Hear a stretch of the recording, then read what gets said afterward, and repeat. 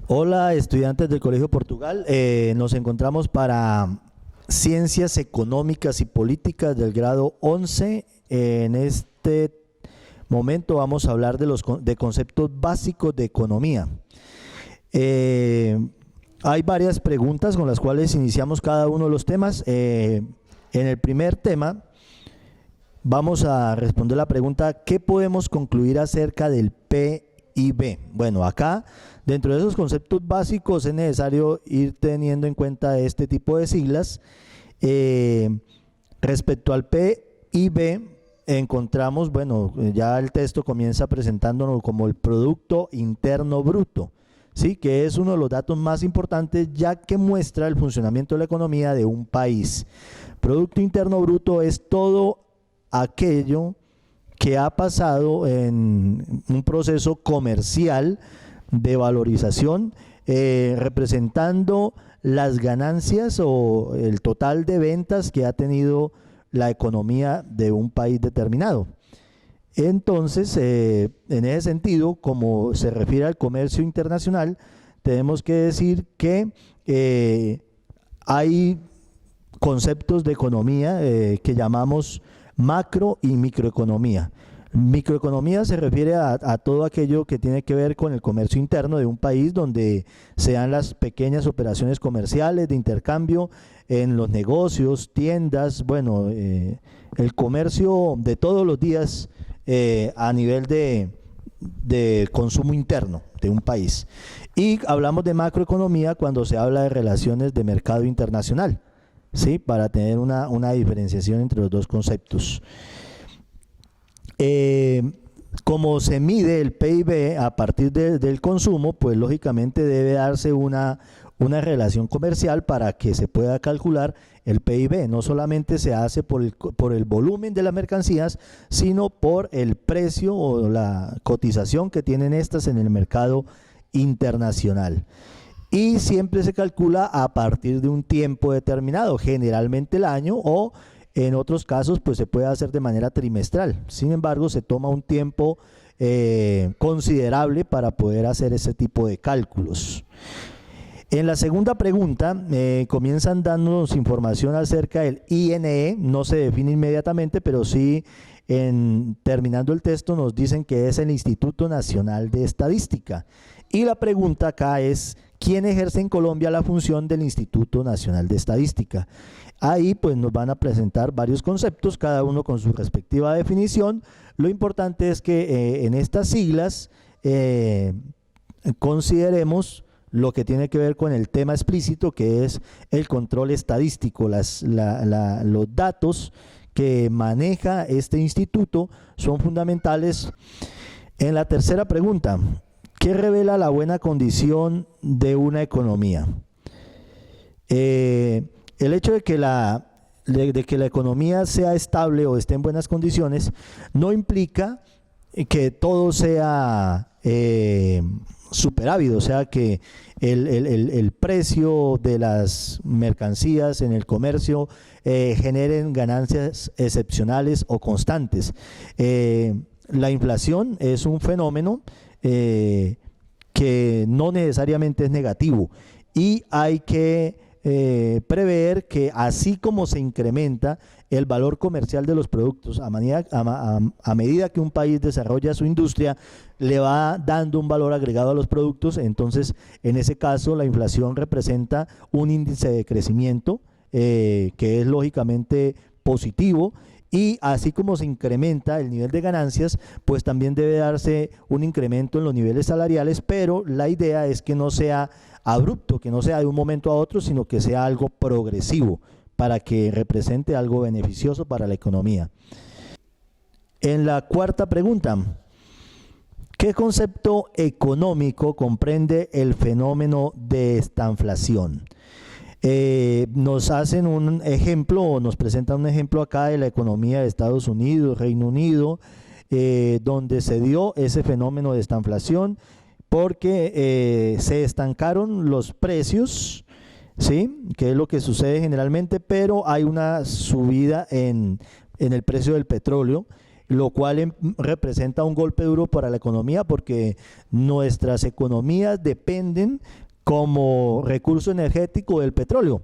Y el hecho de que suba el petróleo y se estanque la producción o los precios de venta de los productos de un país implica que se afecte todos los sectores productivos, transporte y todo lo que tenga que ver con el uso del petróleo como recurso energético.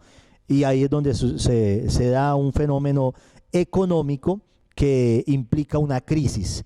Y esa situación crítica, pues en términos económicos la llamamos una recesión económica, que es cuando se frena el crecimiento de la economía y se empieza a notar la crisis porque o no hay dinero para comprar o sencillamente no se compra porque hay expectativa de que la oferta siga siendo a favor del consumidor final y siga bajando el precio, lo cual es grave para la economía, ¿sí?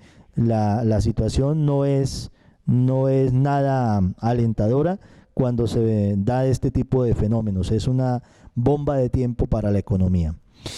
En la quinta pregunta, ¿qué efectos tiene la deflación en relación al PIB? Acá tenemos que tener claro que deflación es una situación de crítica de la economía donde los productos, bienes y servicios empiezan a bajar de precio. Recordemos que inflación es que suben de precio. Subir de precio es algo que implica que hay dinero circulando. Y el dinero circulando tiene varios motivos o causas. Hemos dicho, por ejemplo, que en la guía pasada que algo pues relativamente positivo de que haya dinero es que se paga, por ejemplo, la prima de vacaciones, se paga la liquidación año a año del trabajador, y esa abundancia de dinero hace que automáticamente se disparen los precios en el comercio porque la gente tiene con qué comprar. Pero también hay situaciones ilegales de la inflación, el contrabando, el narcotráfico, situaciones ilícitas que generan que haya dinero circulando, pero donde no se está reportando nada para el Estado. Y hay situaciones de inflación que son estacionales, que dependen del clima, del tiempo, por ejemplo, en relación a algunos productos que se ponen escasos y al estar escasos aumenta su precio. En este caso, cuando hablamos de deflación, quiere decir que es el fenómeno contrario a la inflación. Es una caída en los precios que puede darse porque no hay demanda o puede darse porque al no haber salida del producto, necesariamente las empresas tienen que empezar a competir con el precio, con la promoción, 2x1, mitad de precio, bueno, y eso pues genera una crisis grave en la economía porque al perderse el nivel de expansión económica de las empresas, pues lógicamente se causa despido o un estado de paro que puede llegar incluso a la quiebra de las empresas.